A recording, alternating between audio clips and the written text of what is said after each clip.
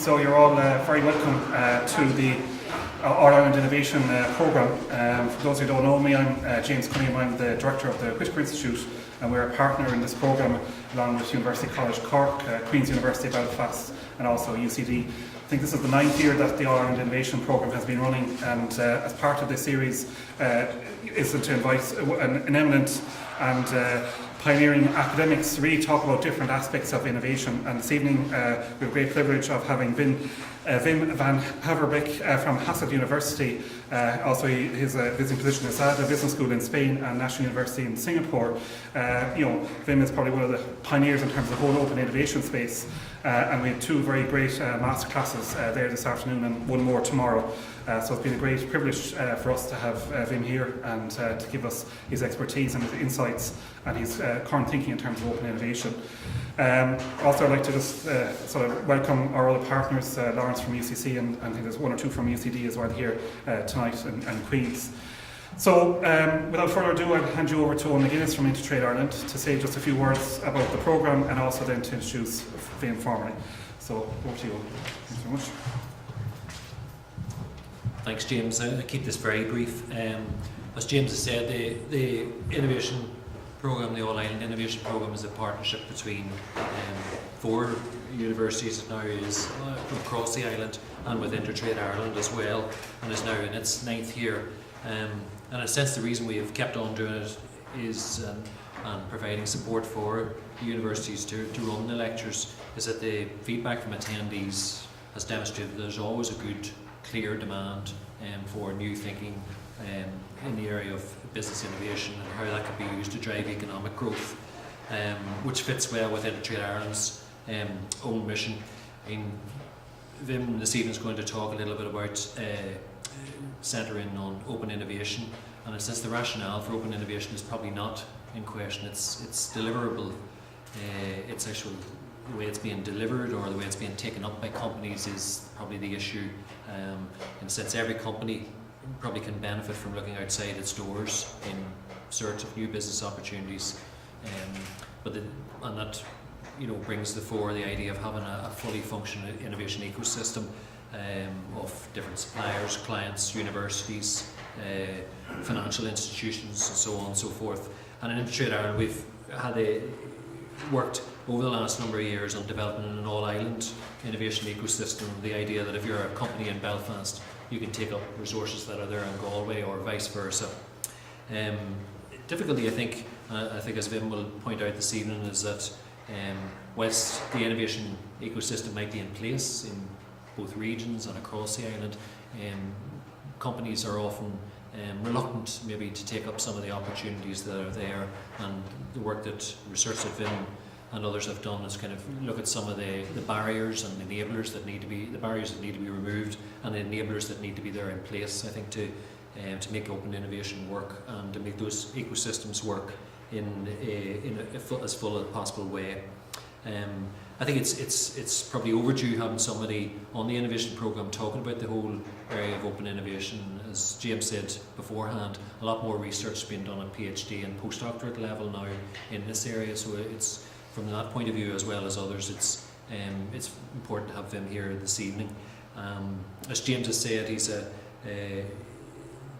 internationally renowned researcher in this area, and has worked with Henry Chesborough on this, and in 2012 established the European Innovation Forum with Henry Chesborough and other universities from across the globe to look at this area of open innovation. He consults, organises workshops for multinationals and technology companies, and I think those who have been at the masterclasses either in Belfast or in Galway will attest to how useful the information and the case studies he's brought to bear can be. And I think tonight then the idea of the lecture this evening is to share some insights on the whole question of how firms can realise their strategy for growth by opening up.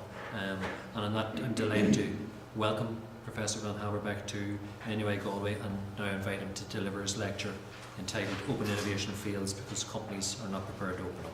Thank you. Thank you very much for these nice words. Thank you for being here. It's an honor for me to be in Ireland, first in Belfast, here, then later in Galway. We had two great seminars or workshops this morning and this afternoon, and I see some people from these workshops over here. So I apologize for the overlap we're going to have with some of the materials right now, but this inevitable, so we cannot do otherwise. So I was asked to talk about implementation of open innovation, and at that moment that I was asked to do that, I say, okay, let's focus on the failures, let's focus on the problems in open innovation. For sure, the open innovation implementation in many companies.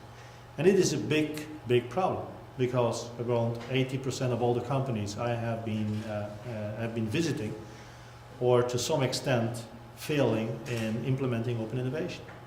And it's not that that management is not understanding the benefits of open innovation. Everybody understands the rationale. Everybody understands how far you can get with open innovation if you apply it wonderfully well. But the implementation, the organization in the companies is usually a big problem, is usually a big barrier. But still, I think that my title is a little bit too pessimistic, right? So open innovation fails because companies are not ready to do it, or ready prepared to open up. So I think we should be a little bit more optimistic, and I will give you a little bit about the successes, but also about the failures, right? So it's going to be a mixed message. Let's see if we can manage that. Yes. Okay. So before we move on, we have to be on the same plate, right? So we have to be talking about the same issues. And I think that most people don't understand open innovation, but maybe some of you are quite new to it. So very simple, very rapidly, what is open innovation? It's the inflows and outflows between organizations of knowledge. And to be honest, knowledge is not necessarily technological knowledge. You can have design, you can have market knowledge, customer intimacy. It can be different types of knowledge, not necessarily technological knowledge. So you have to be very careful with that if you're a scientist, if you're an engineer, and so on. So it's about inflows of knowledge to accelerate your own innovation engine. You improve your own innovation, you accelerate it, you deepen your knowledge by accessing, by collaborating with partners that can help you with complementary knowledge and so on. So this is relatively easy to understand. The other side is maybe a little bit more difficult. It's about outflows of knowledge, just because companies generate a lot of technology which are never used for very good reasons. This is not bad management, but the bigger the company, the more technology is never used for any business, for any new product, for any protection against companies that could infringe your technological expertise. By the way, I see people writing, that's fine, but you can get a PDF file from these slides afterwards, right? So the organization will look after that. Good. So we have some definition.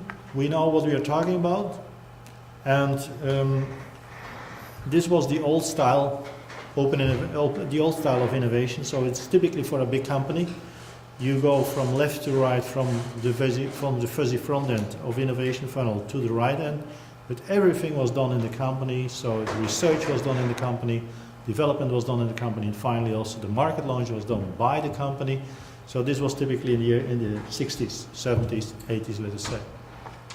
But companies have been changing that. We are still living in the idea that Philips is doing a lot internally, Siemens is doing a lot internally, which is correct, by the way. They do a lot internally, but this is not the only thing. And they still, in more and more projects, they have to collaborate together with partners. As you know, Procter & Gamble has figures about that. More than 60%, almost 70% of the projects are done in collaboration with external people, with external partners. Other companies are lagging behind that, and not every industry is as open as Procter and as the fast-moving consumer goods industry, but you see these kind of figures popping up. So what has been changing compared to before, right? Why companies today have a harder time to work in a closed innovation fashion? And I don't say that closed innovation is a bad thing. If you can do it, please do so. If you have all the knowledge internally, if so, why would you team up with partners making your life difficult, right? So you should not necessarily jump to open innovation when it's not necessary. But let's have a look at what is going on in the society, what's going on in the world. First is universities. Many universities become more and more capable. As technology providers, big companies are no longer leading. You see that universities are taking over. And the interesting point is it's not only universities here in Ireland, in England, in the United States or in Europe, it's also in China, in India, Brazil. For those that have been going over there, those that have been visiting China and India, you know it, right? You can feel it. Technology is really rapidly emerging there at the same level and goes into the direction of the same level as we have. And you don't have to visit. Just have a look at our scientific papers. How many Chinese names you see nowadays popping up? How many Indians names you see popping up? If you go to AOM, for those that go over there, you see how many. So you're not yet a minority as white people, but you become a minority sooner or later. So the world is globalizing in terms of technology, right? In terms of new knowledge. It's a tsunami of knowledge which we can work with. And then you have basically a new way of thinking, and you need a new way of thinking. Do you really want to generate new knowledge to be at the frontier of a particular science? That can be great. That's what we did in the past. And I don't say this is a bad thing to do. But there's also another option. The other option is use existing technologies in a smart way to generate a new business. And if the smaller the company you're running, the more interesting the last option.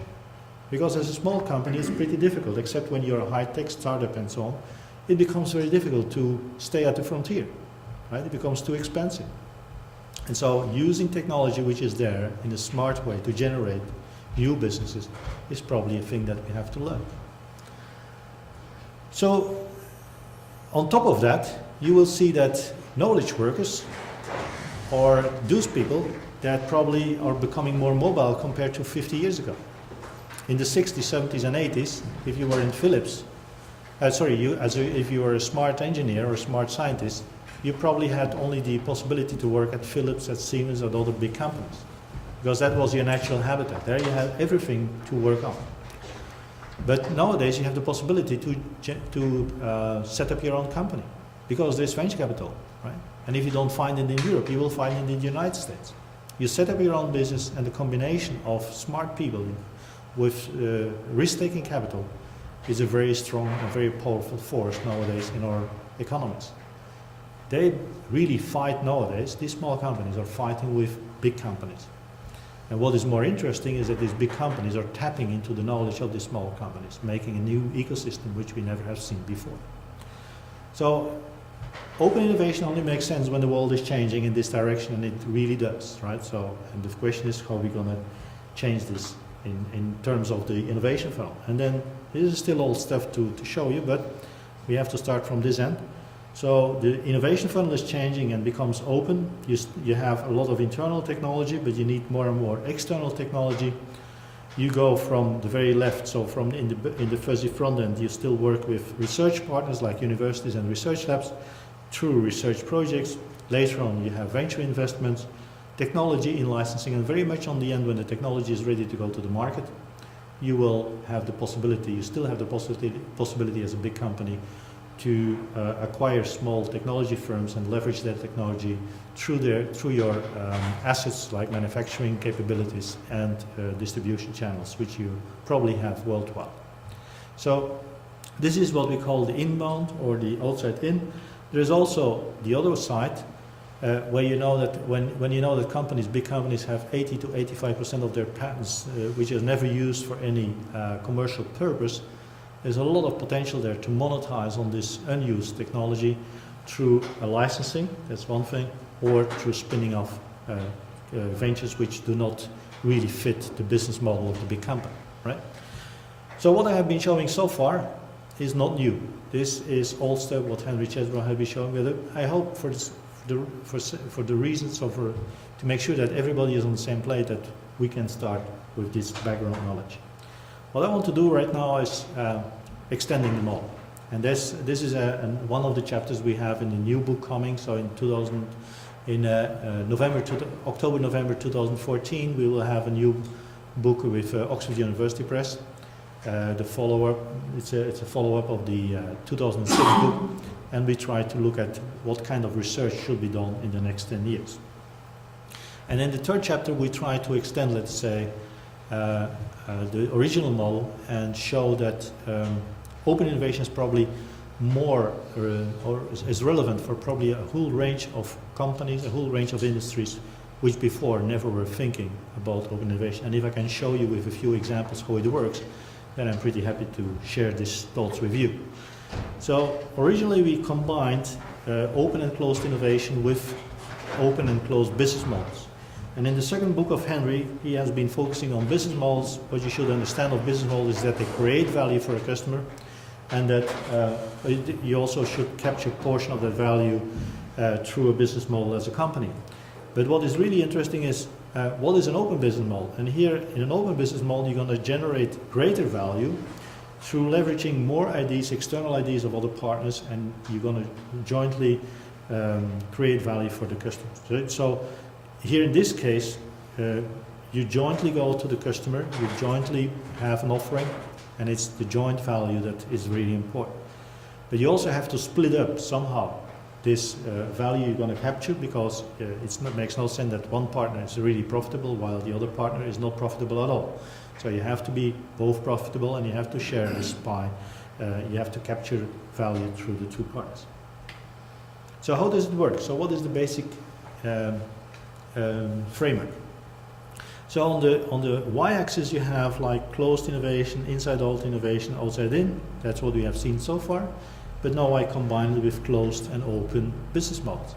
And in the closed business model, so in the left column, you can go to the market on your own. You use your own strengths, your own manufacturing capability and distribution channels, your own assets to go to the market, and you don't need any partner. Although it may be combined with open innovation, right? But in the right column, you have the business models where you jointly create value for the customer, where you need partners to really create some value. And I will go very quickly, because I only have 40 minutes. I will go very quickly through the left side, and I take a little bit more time to explain the right side. So closed is pretty obvious, right? So take the laundry detergent Tide. It was developed in Procter & Gamble, it was launched by Procter & Gamble, it was manufactured by Procter & Gamble, and it was distributed and sold by Procter & Gamble. Closed innovation, as I told you, nothing wrong with that as long as you have the technology in-house. Second is inside out. So you have technology in-house and you're going to use it for other companies. You're going to make sure that other companies can make use of it. Here in this case, I'm focusing again on Procter & Gamble. We are talking about Glad, which is the wrap plastics, right, which you use in the kitchen. And here there are some technologies like press and seal, which are new technologies developed by Procter & Gamble. Now Glad is not a Procter & Gamble brand. It's the brand of a competitor, of Clorox. What did Procter & Gamble do? Well, in a few lines, to make a long story short, what it basically did is it had this technology from the Pamper division. It was beautiful technology, but it has not a number 1, 2, or number 3 position in the market. So it could not leverage this technology through its market position. That would not really work. You had to compete with very strong partners there, with very strong competitors there in that market. So instead of competing with your competitors, they took the chance here to license the technology to the number 1 in the market, which is Clorox, and to leverage their technology through their competitor. So if you can't beat your competitor, you better join him, right? And you make money in another way, right? So this is one example. The other example on the top there is the iPod. We all know the iPod. iPod is typically a technology which is developed not by Apple. The product is Apple's product, but it's not a technology from Apple, because this is simply an advanced version of the MP3 technology, which was available long before the iPod was launched. And it was introduced by other companies and by a consortium to Apple. So Apple was insourcing this technology, was changing the technology, was integrating it with a nice device, and that's it.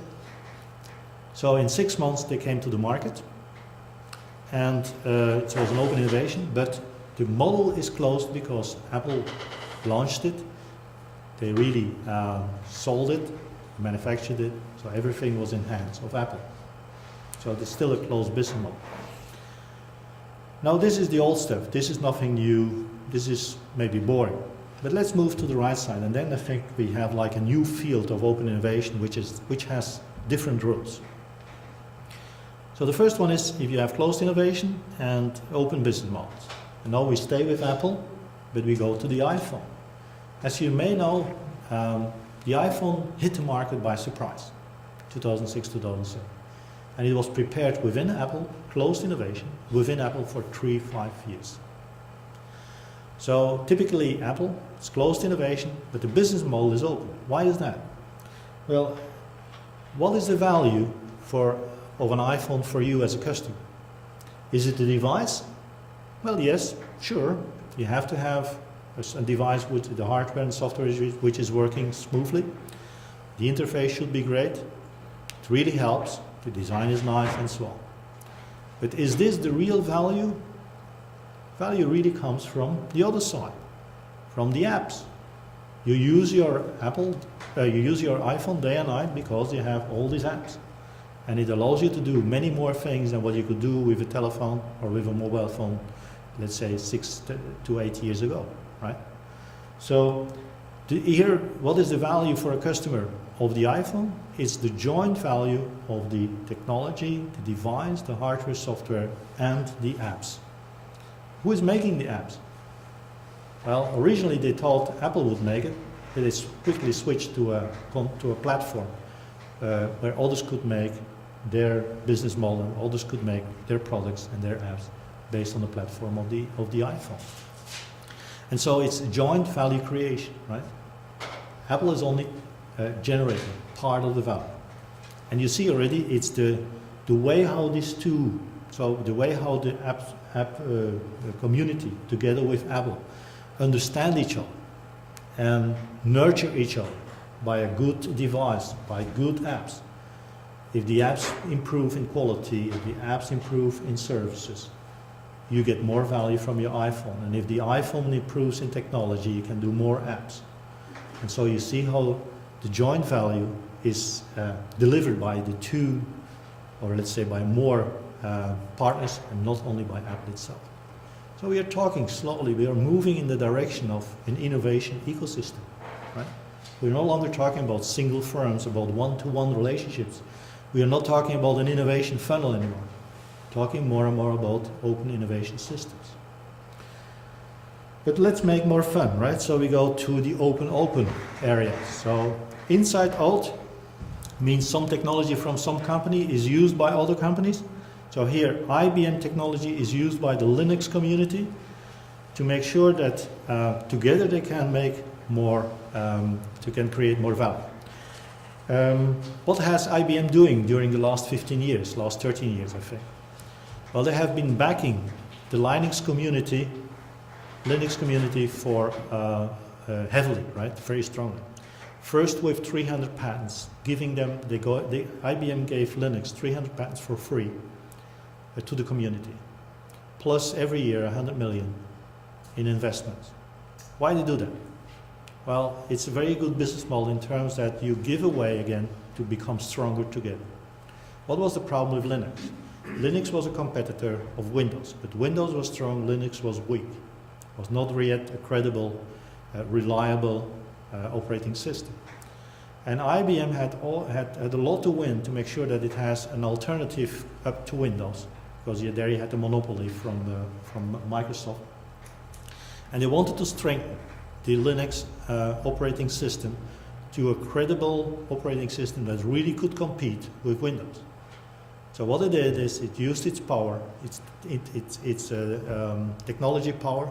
It gave away 300 patents to strengthen the whole technology, and it invested in it to make sure that it was an operating system that was at least as performant and even more performant than the Microsoft Windows.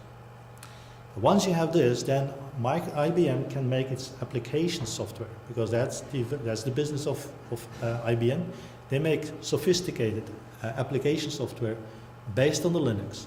But since Linux is credible now for every customer, they can build all the applications and can have many more businesses with the customers based on a Linux system. So you help your friends to help yourself, and together you make an enormous ecosystem. Let's move to the top. The top is, I'm going to give you an example, is of Sky Energy with KLM. It's the outside in, so you use technology from somebody else, you need technology from somebody else to generate a new business which you're interested in. So what is Sky Energy? Well, it all starts with KLM, which you all know, the airline industry, together with a number of venture capitalists, and they have been founded Sky Energy in November 2009. What was the goal to set it up? To create and accelerate the development of the market for sustainable jet fuel. So there is no sustainable jet fuel, there is no green jet fuel yet. This has to be generated, this has to be established. And why is KLM interested in that? Because the aviation industry, and KLM is one of the pioneers in that, the aviation industry promised the policymakers that by 2050 this business would reduce its carbon footprint with 50%. So if you want to make your promises hard, if you want to keep your promises, you have to start doing this today, because it's going to take some time before you have like a sustainable, a huge supply of this sustainable oil, right? Sustainable energy. But it's not there. So what you have to do is you have to orchestrate it, you have to set it up, and you have to combine quite some expertise in the air transport, product knowledge, R&D regulation, and effective sustainability criteria. And so what Sky Energy is doing is no longer this kind of funnel idea, but it's an ecosystem where they orchestrate, let's say, different partners that are connected to each other through that ID. So who is the first one? KLM and many other companies nowadays in the Sky Team, later on probably also beyond Sky Team. And the value driver for KLM is here that it can profit as a customer of a steady supply of sustainable and affordable biofuel, because they promised to do that by 2050. So they have a good reason to slowly but steadily increase the share of flights that are flying with this kind of fuel. But of course, if you want to do that, you have to have fuel, right? You have to have the supply. And so what Sky Energy is doing is it sets up the aviation biofuel value chain to drive the acceleration and joint technological development among these partners in this fuel, in this oil industry. And you see, these are not like the incumbents of the petrol-based chemical industry, because they are not interested in that. These are young, small companies that use biotech technology to make this kind of fuel based on natural resources. KLM is not interested at all, as you can imagine, in being involved in the oil industry, in being involved in oil or fuel supply. That's not their business. They are in transport, but you see, through Sky Energy, they orchestrate a new system and profit as a customer if the supply is there.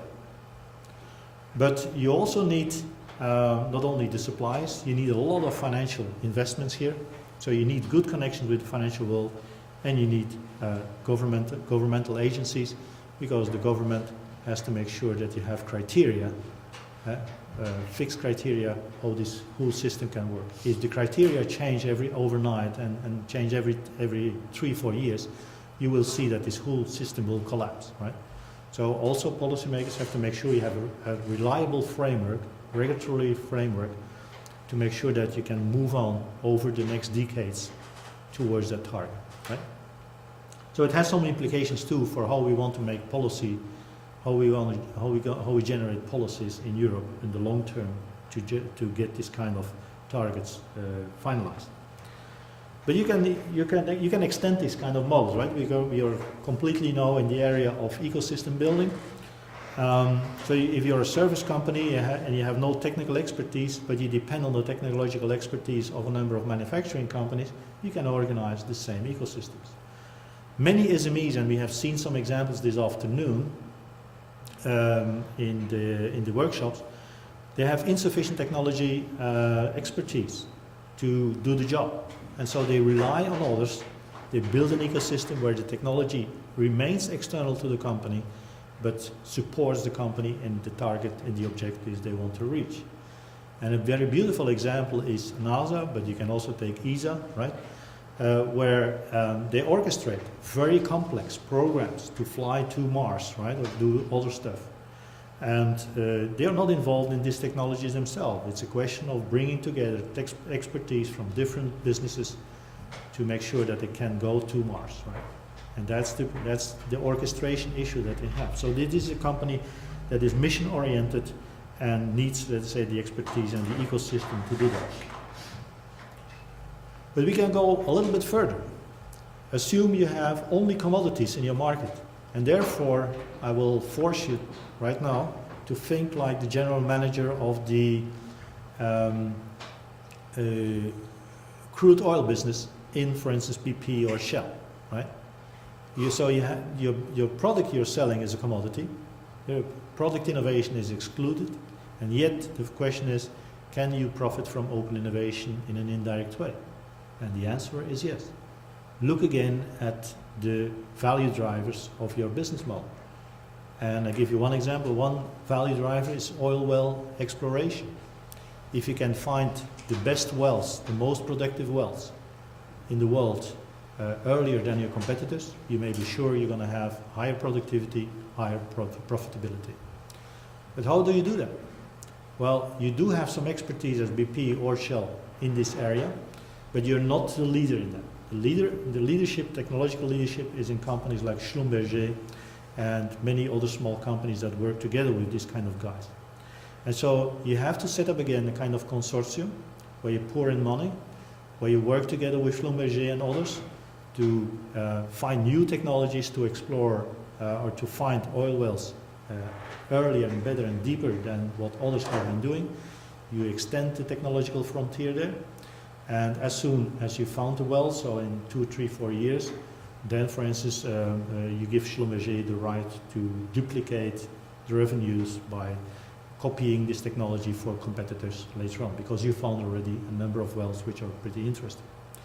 So it's also about making deals, making arrangements between this kind of consortium members, but you see you can do it even when you're in the business of commodities. So if you're in the commodity of selling potatoes and wheat, probably there's also a good reason to work with open innovation, right? Although I cannot imagine how to do it, but there's probably a way to do it. Let me switch to the next thing. Open innovation and SMEs.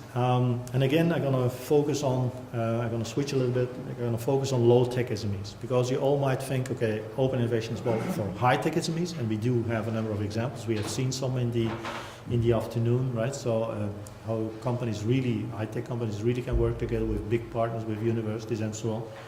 But this is more classical stuff, so I want to focus on something which is more extreme, something which is more surprising, and which is low-tech industries, right? So you cannot imagine that low-tech companies, low-tech SMEs, will be the place where you see beautiful examples of open innovation. I have been working in that area in the last years, and it was really fun to do so. I give you one example, Yaga, right? Could maybe give other examples, but give you one example. Yaga is a mid-sized firm. It's not really a small firm, but I have other examples with where the company is not, it's very small, where you only have 30 employees, but here we have 500. And what Yaga is selling, and I should have like a graph, yeah, here is the graph. What they are selling is this kind of stuff, right? What is this? Well, what kind of products they make? Speak up, please. Radiators, right? It doesn't look like radiators, but they are. This one still looks like raised. Well, it looks still like a radiator. That's more like a piece of art. But here's a piece of art. You still can use it. You can open it and close it, so it heats the room, right? And it's very beautiful, and people like it, and it's very expensive, but it sells, and it's a success product. And it's made by open innovation with artists and so on, right? So how do they differentiate from big competitors? Because this company is way too small to compete with these big giants that sell on costs, right, and sell on the economics of sale. So they differentiate on eco-radiators and design radiators. What is eco-radiator? Or design radiator you have seen, so it's design to differentiate, but eco-radiators is basically about, again, the carbon footprint that you try to reduce when you heat your house. And you do that with smart technologies, reducing the amount of water you use and so on, and all kinds of ventilation. So I'm not an engineer, but you can really reduce the carbon footprint of warming up your house. So take into account that we are no longer speaking of products. Of course, we are talking about radiators, but basically we're talking about design, about beauty, and about values. Think about reducing the carbon footprint. So what you are selling to the customers is an experience, is a value, right? So this is a differentiation, and therefore also the CEO of the company says the radiator is not only a product, but it's a creative product of the house. It's heating the soul. It's something from yourself, right? If you have this beautiful radiator in your house, that's because you want to identify yourself as somebody who loves this kind of beautiful creatures, right? It's something of your own identity. So, what has this to do with open innovation?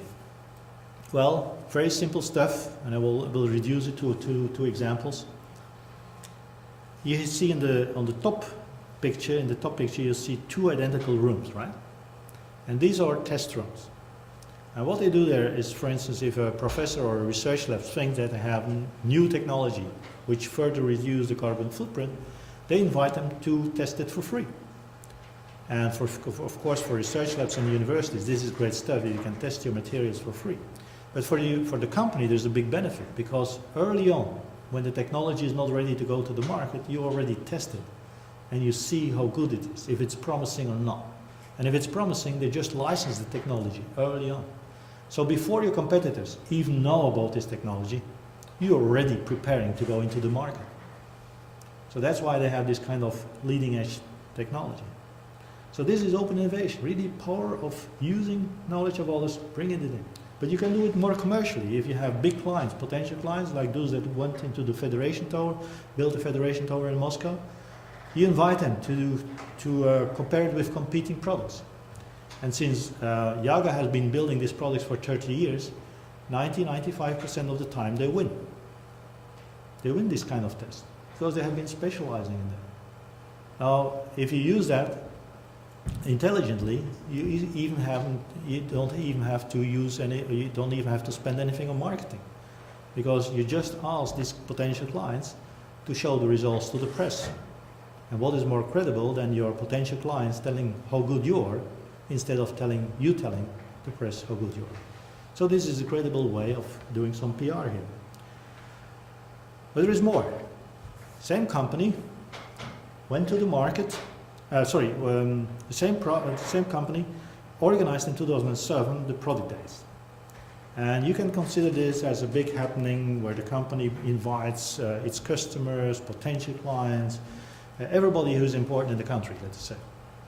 But you also invite your employees, suppliers, artists, whatever.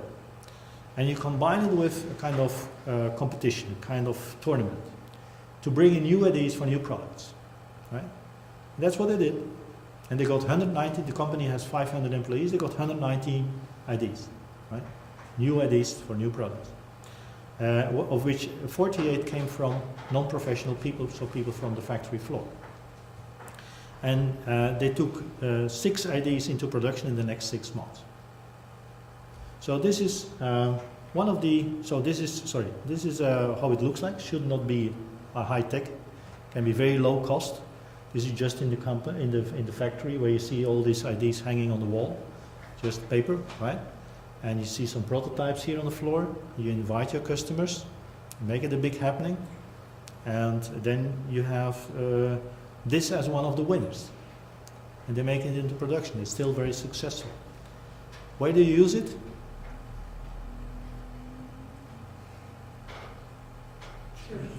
children's room, of course, right?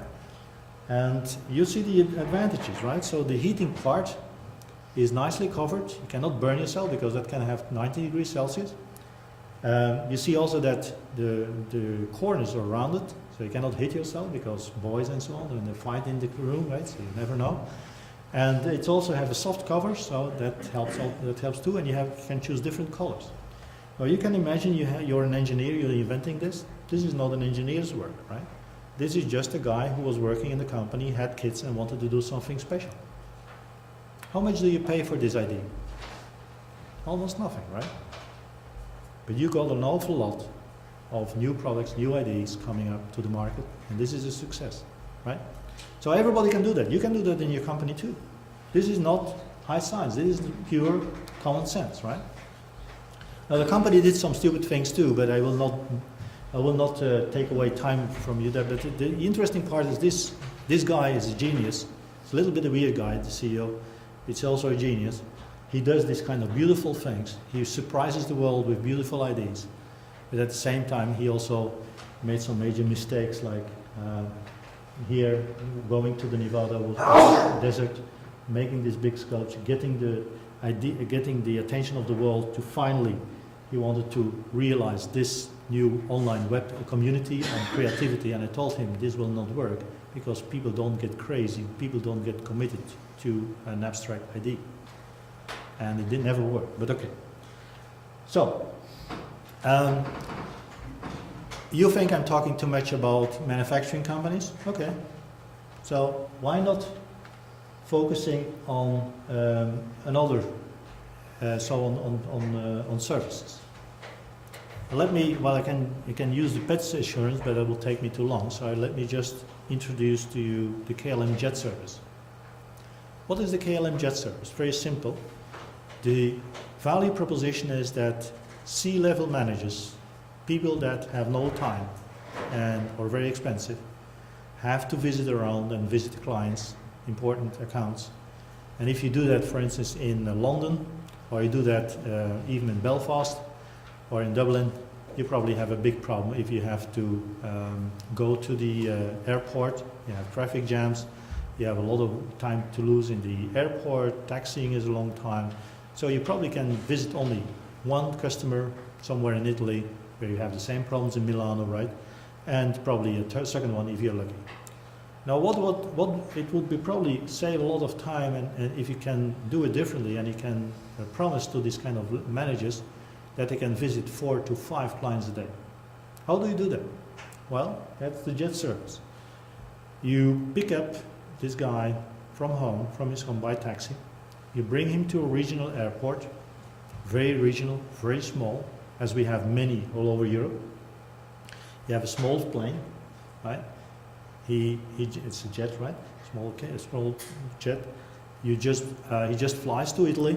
It takes 5 minutes to board. Flies to Italy, same regional airport, right? Small one. You have a taxi over there. He goes to the customer, goes back to the airport, goes to Germany, same ritual. In another country, same ritual. And finally he's back here in Ireland. Now that's a lot of value for this kind of guys, right? And it may cost a lot. That's not the problem. But you have to organize it. Now think how difficult it is to set it up. And that's why it takes such a long time. Is there a service around Europe where taxis deliver this kind of service in a unified way? No. So that means that KLM has to set this up, right? And has to work around Europe with taxi services to give this kind of service. Second is, are regional airports established and organized to have this kind of service? No. It has to be, again, everything has to be done the right way. You have to organize 300 regional airports around Europe to get this thing done. But then on flight, sorry. Is this an extension of Warren Buffett's company, NetJet? Sounds very like. And NetJet is still something else, and if you're smart as KLM, you take over part of the business model of NetJet, because NetJet is about private, as far as I understand. Private, this is not private, this is KLM jets. But what you're saying is probably the private jets where you do some time share, right? Having a jet is a little bit too expensive for you and for me. I hope somebody has the money here to do that. But it's not for my pocket and probably not for your pocket. So what you do, what the NetJet idea is, and it's a very nice business model, is to share time with the same jet. That brings down significantly the cost, but it's still a private jet, right? So, but they could do that too, right? So they can share time with a number of companies in this kind of jets. Okay. So just to make a long story short, on flight you still have to make sure that these people can work. So you have to install this kind of new technology which you see popping up nowadays also in regular flights. But you have to make sure that he can call and have conference calls, that he can do all the stuff he needs to do to be productive on flight, right? So what is the issue here? Open innovation, because you do work together with a whole system again, is possible in services. Pet insurance is another example, beautiful example, but that will take too much time. Once you set it up, you probably have a very profitable business, but the question is then also how you're going to capture most value out of it. And that's another way of thinking in your business model. Do you have an idea about the market share of KLM? Is it large, small? It's a nice company, but the market is fragmented, so it's never going to be more than 10% of the European flights. And the question is, also with the jet services, it probably doesn't have that many jets compared to other companies like Lufthansa and so on. So this effort is so huge, the efforts they have to set up this infrastructure are so huge that probably you should not only make money through offering jet flights. Probably it's better to license the whole system to other people, other companies of SkyTeam first, and then later on maybe also to Star Alliance people and One World companies. And so you earn money rather through licensing the system and offering the infrastructure to everybody, rather than just offering flights now and then, right? So this is probably what you have to do. And so this is very important, to look after the right business model to make money on this infrastructure you have been building. Good. Something we're going to see tomorrow with the workshop is how to manage open innovation, and I want to focus on one particular thing, on corporate venturing. Because there a lot of things go wrong. And I will illustrate it with a simple graph, where you see that a startup company has a technology, has a patented technology, and it's a typical situation. And then you have a big company, and for good reasons I call it XYZ. It has a venturing department, and the venturing department then has to look if the technology of the company does it due diligence, and it looks if the investment, the minority investment in that company would be great, a great investment. And if so, then what you see is that usually the company starts to work, another business unit in the company starts to work with the startup. They look at the potential of this technology, and finally they start to commercialize it. But since there is no deal, and that's why I have a dotted line there, you see that the big company starts to use its financial participation in that company as a power tool to enforce cooperation on terms of the large investing company. And then you hear a lot of these complaints of small companies, hey, they are stealing our technology, or we don't get a fair share of the pie. And why is this? Because there is no deal, no commercial deal. Now, if this is open innovation, and if this is the rule, maybe we better close books and go back home, right? But we are lucky, since a number of companies understand that you should not play with small companies if you really want to tap recurrently into, let's say, small companies, universities, and all these technologies. So what is a company like DSM, and that's a Dutch chemical company, doing?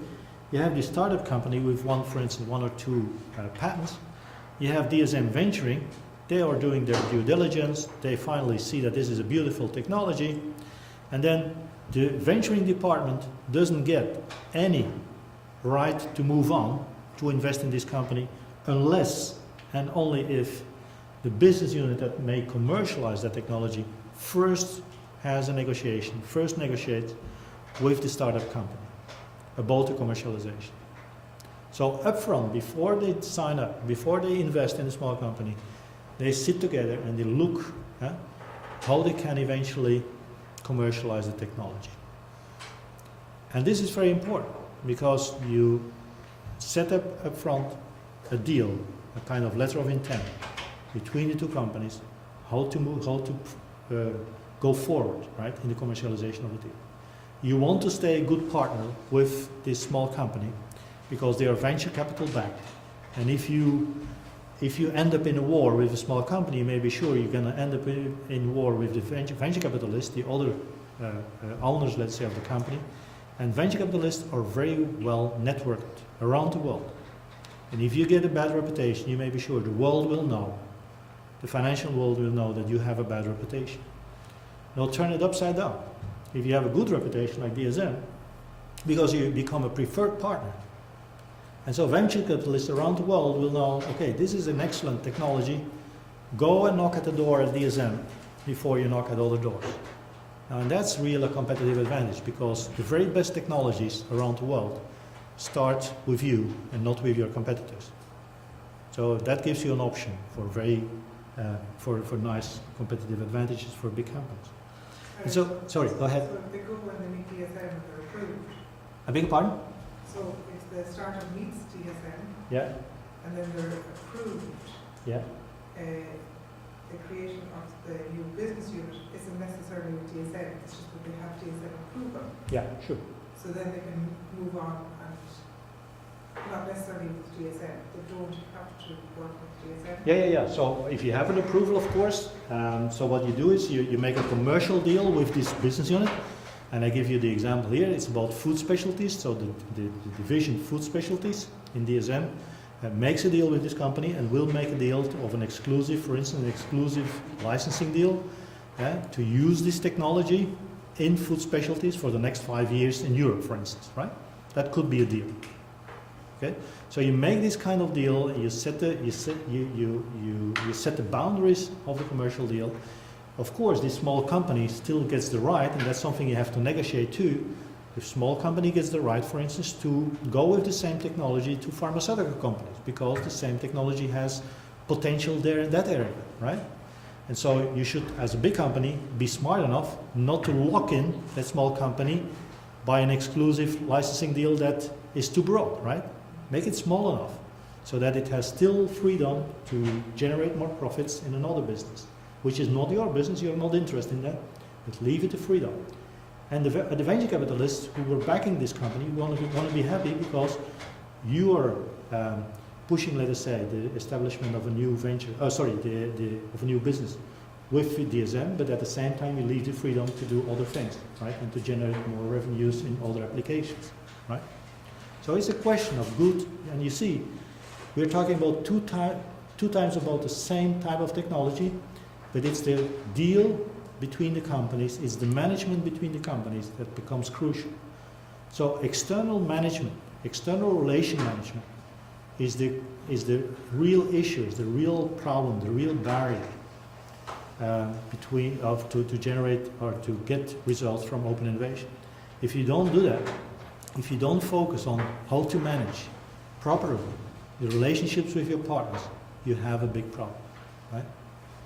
And so that's where I want to show, that's why I want to show everybody understands the benefits of open innovation, but you have to do it in the right way. You have to manage your partners, you have to manage the relationships with your partners, you have to manage internally also a number of things, as we will see. Good? So let's, sorry. What kind of company is DSM? Sorry? What kind of company? Okay, I'm sorry. DSM is, let me say, it's a chemical company, but very much focused on advanced chemicals. So it's not bulk chemicals anymore. They were there in the 50s, 60s, 70s, but they moved to performance materials. So everything that has to do with performance materials or with biotech materials, so that's typical. White biotech is typical what they are doing, right? And so they are there. It's not like Philips. It's not a big Siemens company, but it has 25,000 or 22,000 employees, and it has 8 billion revenues, right? Stock per year. So it's a nice big company, but it's not a top company like GE or so like this. It's too small to compete, let's say, with DuPont. But therefore, it's also more innovative, or tries to be more innovative in specific specialities, right? Good. And therefore they need these kind of technologies that they bring in and they, to accelerate, let's say, their own innovation, right? So if they are successful. Good. So IP, and here we have the issue of how you have to deal with IP if, and I'll try to finish then. When did we start? At 6 o'clock? A little bit later? Okay, I'll try to round up because I want some questions from you too. So in IP, if in open innovation you have, of course, the issue of intellectual property. And you have a number of new issues here, right? Because in the past, if you develop it yourself, you have, of course, you're the owner of all the IP. But in open innovation, the question is how you have to deal with it. And I show you two examples from the from sectors outside of industries outside the ICT, because in the ICT sector you have a lot of interesting deals which are well known. So let me go for something else. So Continental, you know, this is the tire industry, the tire company, but you probably don't know Bekaert, right? Bekaert is still the biggest steel cord industry, a steel cord company. Why you need steel cord in tires? Radial tires have steel in them, right? Radial tires because they have steel in them, steel cord. Now what these two companies have been doing is to develop a new way of weaving the steel cord so that the performance of the tire on the road the tire uses 5% less fuel, right? And that's of course a very nice benefit. The question is then, how should you come to the market with that? And they realized that if Continental goes to the market with this premium priced product, it's probably not the best way to make profits.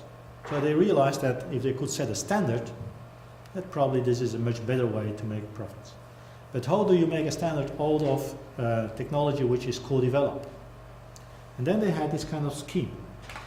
Bekaert delivers Continental this kind of steel cord, and it doesn't charge any technology royalty because they have been co-developing the product.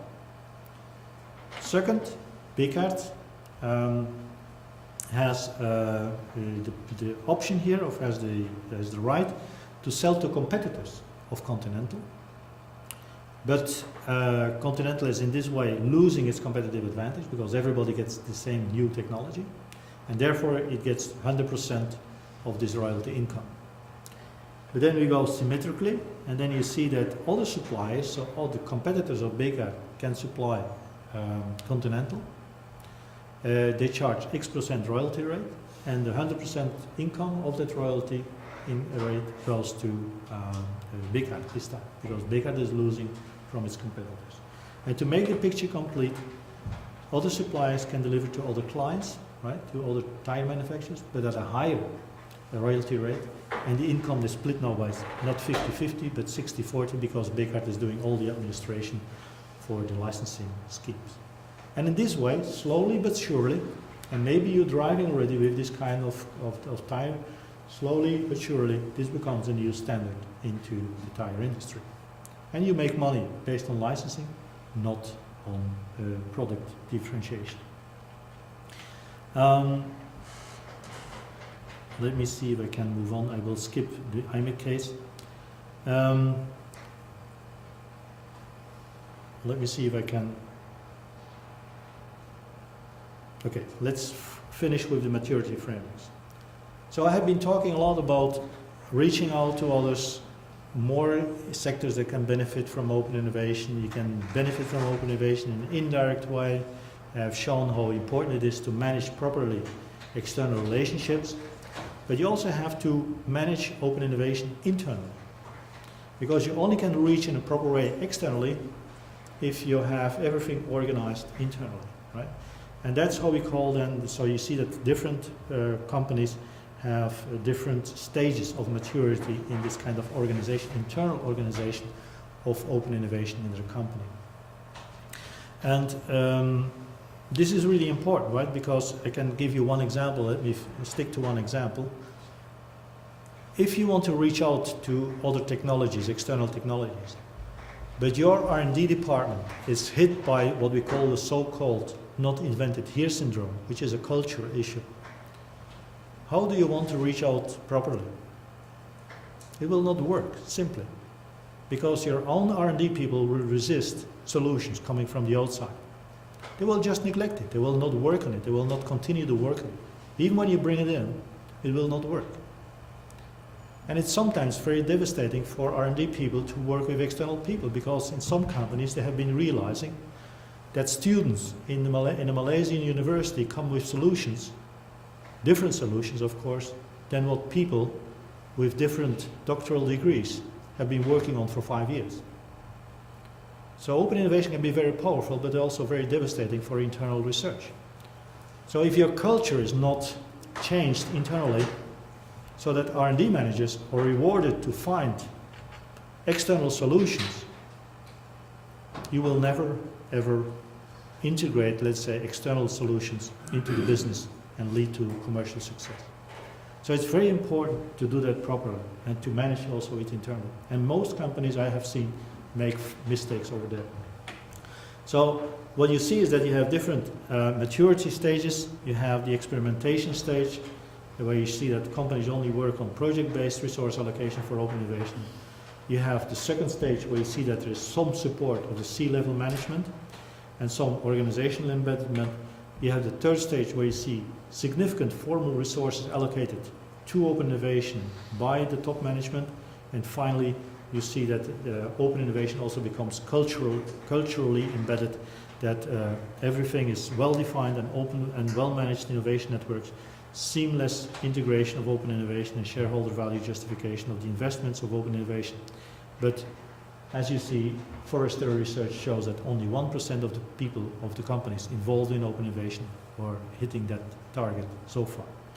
But you can do funny things then, so you can have, for instance, this kind of maturity analysis, where you see that an immature firm doesn't have a high score on most of these items, and that a maturity firm is doing much better. And then you can also see the weak spots for the moment, like initiative taking is still pretty weak here, or for instance information gathering is not optimal here, but another like the attitude is there, screening is there, intensity of collaboration is there. So here you can see this kind of analysis for consultants to see how well a company is doing or not. Let me skip the Philips case, just giving you the information that Henry has been written 3 books on the left, so Open Innovation, Open Business Model and Open Innovation. We have been writing the blue covered book called Researching a New Paradigm in 2006, and we have no, but it should be 2014, I always forget to change it, Open Innovation Frontiers and Applications in 2014, which is like the follow-up book. We have other publications like the Open Innovation Policy in Europe, but also Open Innovation and SMEs is coming next year by the Cambridge University Press. So there's a lot of things going on, and it's an expanding field, but it's time for questions. So thank you for your attention.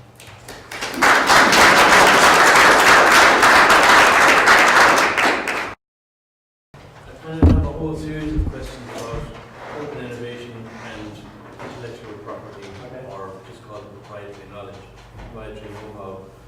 And the first one is open innovation not kind of mitigated, or by the need to protect your know-how? No. Or do you need to, if you have intellectual property and you've invested a lot in protecting your know-how, so if you're going to be open, then it's within the terms and conditions of a contract. Okay. Let me first tell that there is an area of openness. I will not call it necessarily open innovation, but there is an area of openness where people work with copylefts, people work with not claiming IP, where things are free. Crowdsourcing is in many cases such an issue, right? Not always, but in many cases crowdsourcing is not linked to claiming IP. So there's an area there which is not protected by patents, not protected by IP. In most cases where I'm talking about, I would say intellectual property rights and having a good legal system that protects your intellectual property is really, really, really important to make open innovation work. Because if you cannot rely on a fluidly functioning of the legal system, you're going to have problems with your IP. You only, like, one thing, you have to have clear rights. You have to understand clearly what it means to have a patent. What are your rights if you have a patent? What are the rights if you license a patent? So you see, you need a legal system, a clearly defined legal system to understand what you can do, or how you can be creative in making a contract, in writing a contract, but it has to be based on a legal system which gives you a solid base to work and to write this kind of contract. And so and you will see in areas of the world, geographical areas in the world, where patent rights, but also patent enforcement becomes a problem, like in China, you see that open innovation becomes a problem too. Because you cannot make a deal. There's no solid ground to work on. And so slowly but surely governments see that it's necessary if you want to expand the trade in IP, if you want to make more deals between companies on IP, you have to make a solid legal system, right? And so I would say just the opposite.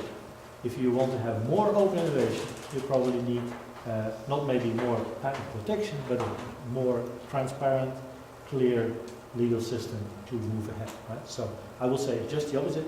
It's not less, it's really more open innovation and patent system is working for, right? That does not mean that all the patents that all innovation should be protected that way, right? So you probably can change the legal system to promote open innovation too, but that's then a legal issue which I'm not an expert in. But I give you one thought, more a philosophical thought. As an open innovation scholar, you want to make sure two things: that those that invent have sufficient rights, have sufficient protection for their invention, right? That's clear. But then the second thing is that if the owner of the IP is not using the IP, from a societal point of view, from a society point of view, you want to have a maximum exploitation of that technology for different commercial uses. So the question is how we can put pressure on companies that own IP that don't use IP.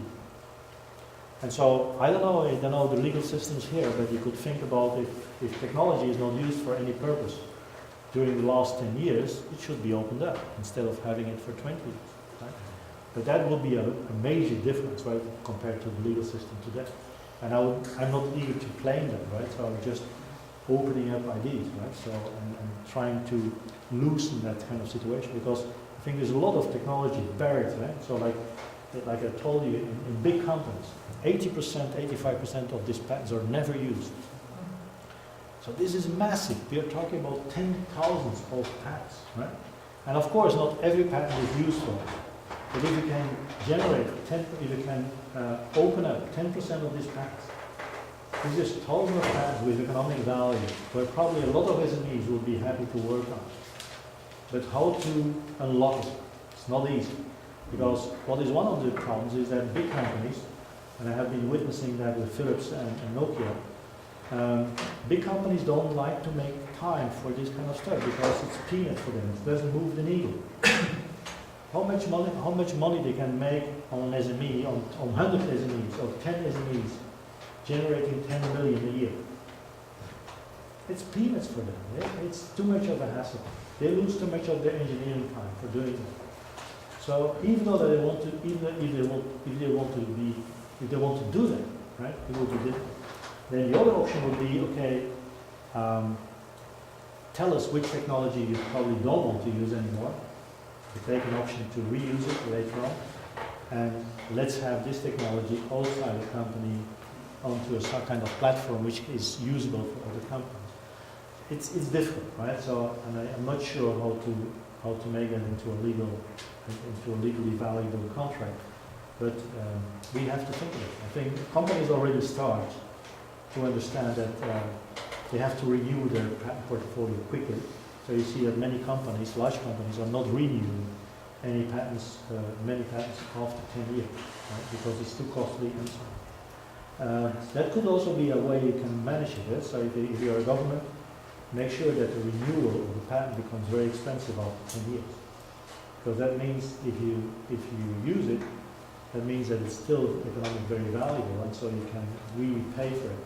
But if it's not used, it's just blocking others, then okay, then it becomes way too expensive and probably you will not do it. Right? So I would look at that. But there are different issues, and it's a grey area here. So just a few thoughts. Right? Thanks for the lecture. If you have time, I have 3 questions. One is, what's your view or feel in relation to the market's role in open innovation? First question. Secondly, what would be the 3 actions that you would recommend a company should take to become a real innovator? And then the third one, what would your view be on Ryanair airline as an open innovator? Is Ryanair an open innovator? That's what I'm asking. I'm looking for your own view. No, I would not say that. Well, as far as I understand the business model of Ryanair, what Ryanair has been doing cleverly is, I don't think it's open innovation, but it's a business model innovation for sure, where they were looking for changing cost items into revenue items by looking for weak partners in the ecosystem. Now that's maybe a very abstract, but let me give you an example. Instead of arriving in Heathrow, well maybe they hit Heathrow now, but they avoid Brussels, they avoid Paris, they avoid Heathrow, right? Why are they doing that? For a very simple reason, that's way too expensive. If you land there, you have to pay a lot to land there, right? So that's too expensive for them, that's not with their business. So they go for regional, less important airports, which are trying to generate more revenues, to generate more traffic. So they use these weak partners, partners that are crying for more traffic, and they make a deal with them. And they say, wait a minute, we come here and we promise you 1 million passengers a year. How can you have 1 million passengers a year? How you can promise them, black on white, because it's written in contract. How you can do that? So that's very strong, that's their strong point. They say 1 million, and they hit 1 million.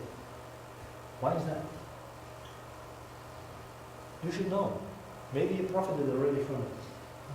They give free tickets, right? They don't hit the million, right? And because they don't hit the million today or tomorrow, they need it next week. You get some free seats for Paris. You get some free seats for Milan. You get some free seats for Germany. You get your million. No, what they do for them is, okay, 1 million passengers, that's what you get. And what I get from you, free, no taxes, right? I use a good percentage of all the revenues of the parking lots, the shops in that area, because you generate the traffic, you generate all the expenses, right, of the customers in the airport. So you earn, I don't know how much percentage, but they earn a percentage on every euro made in every single shop in the airport. So instead of losing money and paying the airport is paying to them. Right? So it's a very smart, it's a way of looking at turning costs into, they didn't figure out how to earn on fuel, maybe they will do it sooner or later, but they didn't do it yet. And you still have your, well, you squeeze down, let's say, the cost of, for instance, well, that's another item, you turn a cost as meals, right? You don't have any meals. And if you want a meal, you're going to pay extra money, so that's a profit item instead of a cost item, right? And so that's what the whole business model is like that, right? So they look at revenues, they have less revenues per customer because they don't offer that much, but they have much less cost, right? And so they turn a lot of cost items into profit items. And that's basically how I see the model of Ryanair. It's not really open innovation. I don't consider it as open innovation. So let's move to your other question because I know I have to. 3 actions that a company could take to really drive open innovation in the company, where they're really not doing it. Drive open innovation. Okay. Just start. I mean, you don't have to have a big strategic plan. I see like a company like Natura in Brazil. I have been following them now, so I have like an overview of 10 years. They started with a single project in R&D. Very simple, very small. You don't make any noise in the company, just start doing it. With a number of research projects. That worked well. You extend it. And nowadays they are so far that they move in the direction of business units. So just start, learn. It's a gradual process where you have to learn over time. Learn from your mistakes, make a number of mistakes, learn from your mistakes. So it's a gradual process, that's right. Second, get, not in the beginning, but get at a particular time the commitment of the top. If you don't have the commitment, once it becomes serious, you have to make a commitment to the top. If they have to engage in open innovation, they have to give you the right authority to move into the company, otherwise it will never work. Another, as I told you, there's not event here syndrome, there's not salt here syndrome, there's a lot of resistance in the company. Many people can lose their jobs, can lose visibility in the company and so on because of open innovation. And so, like any organization change program, you have to make sure you get the authority from the top to move ahead and to work. Third thing is, let me think, because there are so many, so let's take one. You will probably make a lot of mistakes, and making mistakes is not a bad thing, as long as you learn from it.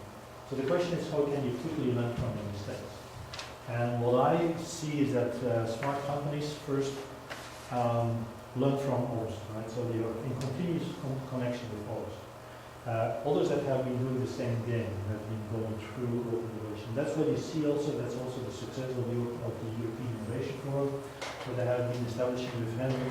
We have over 16 companies, these are all big companies like Unilever, J&J and so on. They learn from each other. We give them 1.5 day, we organize a number of things. We don't teach. Henry and I are not in front of the room. We're usually sitting in first row, just listening and orchestrating, moderating and so on. We have some guest speakers, but mainly they teach each other. Because we have been doing that, right? So look, this is the program we had this year. They give a presentation, 20 minutes, 30, 50, 25 minutes, and then it's discussion. These are all experts. And then they get a number of critiques, a number of comments, and that's the way how they learn. So learning is a very important issue, and organizing yourself to learn, like in this EIL, is very important. First question was? First question was, what's your view in relation to the role of the marketplace in the role of the marketplace in open innovation? What do you mean by marketplace? Well, I suppose my view would be that real innovation starts by hearing what the problem of a customer is. Very good question, by the way. I have a bias, and I admit that, right? And Henry too, that we focus a lot on technology companies. That's because of the research. I have been in Philips, Henry has been in Civil. And automatically you're working with R&D people. That's also where open innovation has been, as a concept, has been born, right? So we have this kind of R&D mentality where we still look at technology. But I do agree that most interesting initiatives also, right, come from tapping ideas from the market. So you can tap ideas from technology, of course, and technology push ideas, but as well, and I didn't mention that too much, although we have seen some examples, there's a lot of potential to work with customers, to make them creative, to make them co-creators, right? And crowdsourcing is one idea, right? So you can learn directly from customers, but also, like I have these SMEs that have been explaining this afternoon, you'll see that one way or another they hit the market with completely new products, not because of research, not because of design, but because of an intelligent way of looking at new trends, right? Looking at possibilities of new materials to the customers would like. What I do not believe is that we should always listen to customers. The marketeers will always say, yeah, the marketplace and the market and listening to the customers is useful. I have very good examples. One of them is Curana, so a small company, which is making bicycle parts. They switched from an ODM, so where they were waiting for the specs of the customer, to another business model where they didn't want to listen to the customer first, because they had like an idea that they could do much more with design and come up with more radical design. Listening to, let's say, people that know what is the trend, to our architects, to people from design, people from fashion, from the fashion world, and then they get it into a prototype, and only then they go to the customer with the prototype, and then they listen to the feedback. Then at this point, you're no longer bound to the specs of your client, which may be very traditional, right? And because of that, you become visible. You get innovation awards, you get design awards, and because of that, you can move to the next step, branding, right? So I would not say, so listening to customers is probably something companies have to learn. Many companies still have to learn very well, but on the other hand, if you really are in innovation, sometimes you have to detach yourself from the immediate questions, the immediate demands, the immediate needs of the customers to learn to do something which is more interesting for customers, which they are not asking for, which they are even not even able to conceive, but is finally offering you a lot of benefits. And I think the iPhone is a very nice example, right? The iPhone is a match between technological possibilities and something which customers really like. But if you would ask customers, what is the next mobile phone in 2005? They probably would not conceive the iPhone, right? It took more intelligent people to combine technology trends to bring, let's say, customer insights, or let's say trends, and merge it into something which customers would just love, right? Not only like, but just love. Well, I was surprised that you didn't mention the iStore, because I think that the iStore is the innovation rather than the iPhone. Because I have an iPod Touch, but I don't have an iPhone, right? And I see the iStore as not an exclusive. It's a monopoly, that nobody else can feed into. And I think that the iStore is the real innovation, rather than necessarily the iPhone. Could be. I will not discuss that. It would be nice to talk about it. Thanks. And some people say the iTunes is the big thing. But that's what I mean, like iTunes and the iStore, yeah, exactly. I'm sorry, the iStore is the iTunes. Okay, the iStore is always, it's not the iStore, it's not the iTunes, okay, yeah. Yes, and there's good reason to accept that. This is the business model change, it's not whatever. By the way, so there's a big move, and I hide it on purpose, not to confuse you, but not that you're asking. The iPod was on the top left there, do you remember? But then a year later, Steve Jobs introduced iTunes, right? At that time, look at us over the iTunes. And with this model, he changed it from a device-oriented product towards, let's say, an online store, right? And this changed automatically because with the store, you incorporate out this iTunes, is the iPod, together with the iTunes store, or the iStore, which is very valuable. The iStore is, of course, what others offer to you, not what you offer to the customer. And so it's a joint offering. So it's an open business model. So it directly moves to the other side, right? But I didn't want to confuse it, but yes, and I like it, right? So, Kurt, I'm not sure this is fall into your brief, but I'll throw that anyway. go ahead. In terms of an employee, it's a legal type of question, which I try to avoid getting too deep into in my own field, but it's just an experience that I've seen in terms of open innovation for a relationship from a legal point of view of an employee in a company, where an employee comes up with some brilliant idea, and in terms of who owns that going forward. And what I've seen a situation where a particular employee, part of the working field, and it's a few generations ago, but big company put the clappers on him because it was a very futuristic idea, but he didn't realise the day he joined the company that he had signed a document that said all his ideas were the company's. So what's the current thinking there? Well, I think if you narrow the field, narrow the question to IP, so to technological inventions, you will see in all major companies that there is a clear clause in the contract that everything you invent is property of the company. as simple as this, right? So that means that as soon as you have a patent that you file, even though that it's always filed in the name of the inventor, it's as reassigned directly to the company, right? So I would say there's no discussion there whatsoever about patenting, about intellectual property, of the technologies that have been developed by a particular employee. Even when he invents during his free time, right?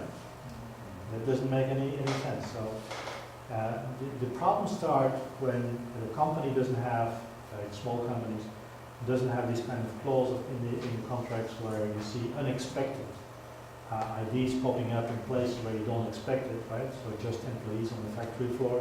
And then the question is, whose ownership is this? Right? I think I will not exaggerate too much this situation where employees usually don't bother about IP and about intellectual property if they have a good idea for the boss. Right? So usually this is not a problem. The problem arises when he leaves the company, starts up a business with that idea and becomes a competing company. And even in these cases, you will see in many cases, you will see that when you leave a company, you cannot start a similar company in the same business in the next 5 years. That's usually as a clause in the contract, in an employee contract. That's how companies try to prevent competition from their own employees, but it doesn't succeed. Or you don't succeed all the time because some companies, some employees are so inventive to move around, let's say, these limitations, and they become a competitor anyway. Right? So I think there the biggest problem is how to prevent your own employees to become competitors. And this has then something to do with employee management. And I think I'm not an expert in employee management, but I see from the innovation point of view that we should treat employees differently. You really have to treat employees differently in the sense that they become your precious asset, right? They have the skills, they have the intelligence, they move on, they make the deals, and as long as it's not administrative work or when it's not repetitive work, but really intelligent work, knowledge work, we depend on individuals. And therefore I'm a little bit concerned about human resource management in companies.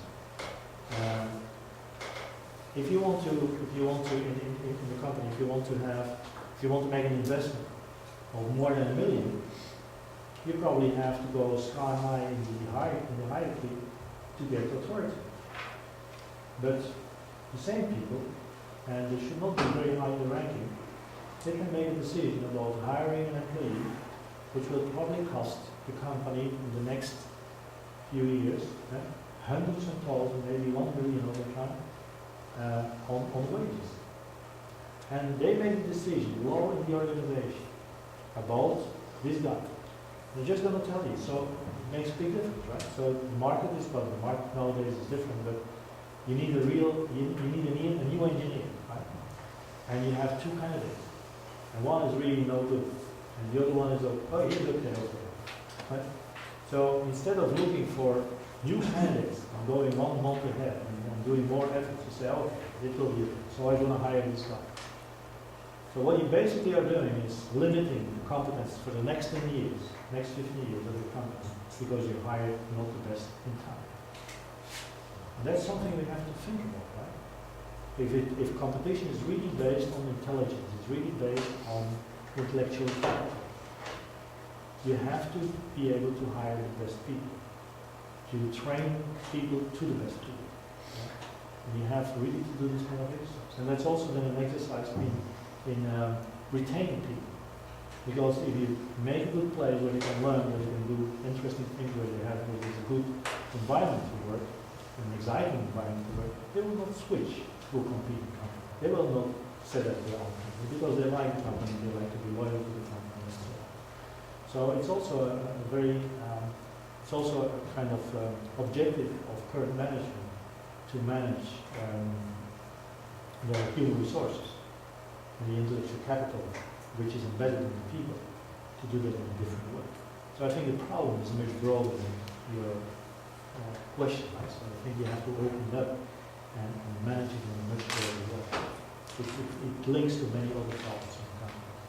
I think that's a very comprehensive answer, because it's something that I see essentially, it's kind of almost the opposite of open innovation, that you're looking for brilliance, you're looking for innovation, you're looking for all this. At the same time, the competition is going to try and buy it if they can take it very, very quickly Exactly, and that's why you need. If you don't want to be beaten by the market, just because the competitor is bigger and he can offer a better paycheck to their client, you have to make sure that you offer something different, some better environment. That's why SMEs, a lot of SMEs survive with very good people, because they offer something which big companies cannot offer. That is autonomy, respect for the individual, and so on. If you move, you have to try it. Yeah, that's maybe something we're going to see tomorrow also in the workshop. Think it over. You have a small venture. These people have been working their ass off for the last 5 years to make a company, to set up a company, to make it a beautiful company, and then the big guy acquired it. How long these people usually work in the company if they are necessary? How long they usually work with? 3 months, 6 months, maybe. Because there's so much bureaucracy. They're not used to working bureaucracy. They were used to make a decision on their own, right? In just a minute, right? Or just an hour, they have the decision made. Now you have to imagine, you have to make the next decision. You have to go 3 layers higher up. It takes 1 month to get an answer. It's too late to hit the market again. So how frustrated you are? You're frustrated, you're an entrepreneur, you get frustrated, you just go. And so this is something we have to learn with big companies. They're not the right place to flourish, to stimulate it, new business development. And that's why the smartest companies have learned to make different cultures within the industry, within the company, and to protect, let's say, new business development in one way or another. Accelerators, incubators, all this stuff. You have to watch out with that too, but at least they try to give an environment which is alike, which is similar to the environment for new ventures, right? And it's not an easy thing, right? It's a very difficult thing. Yeah? Have you seen any companies in the medical device pharma sector that you would consider to be leaders in open innovation?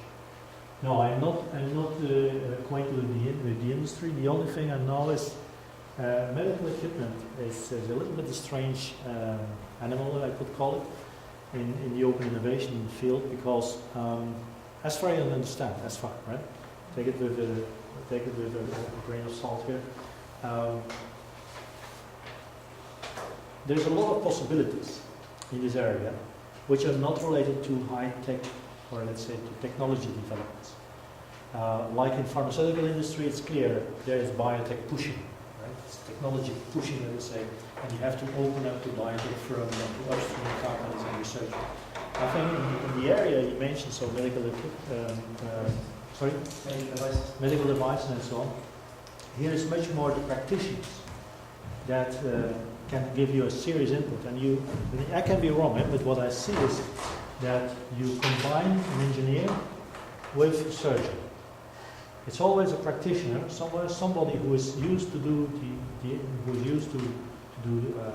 operations, or surgeon or similar people, those that are practicing it, that are using this kind of stuff. So it's a kind of user innovation, and they need some technical experts, and then you see something nice popping up, right? So if you look, and then that's also something we have to learn. If you look in that area, I think there's a lot of possibilities to bring down costs. And that's something which I maybe didn't emphasize.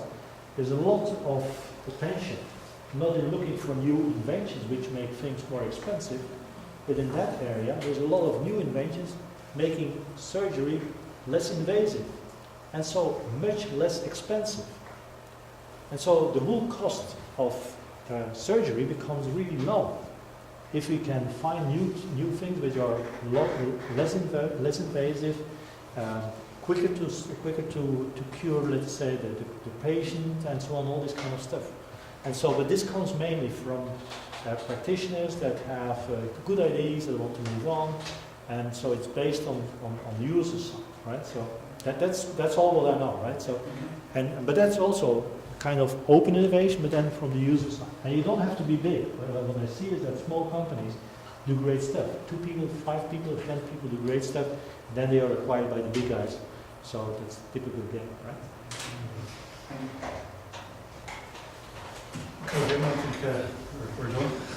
Just want to thank you on behalf of everyone for a great lecture and very good Q&A. So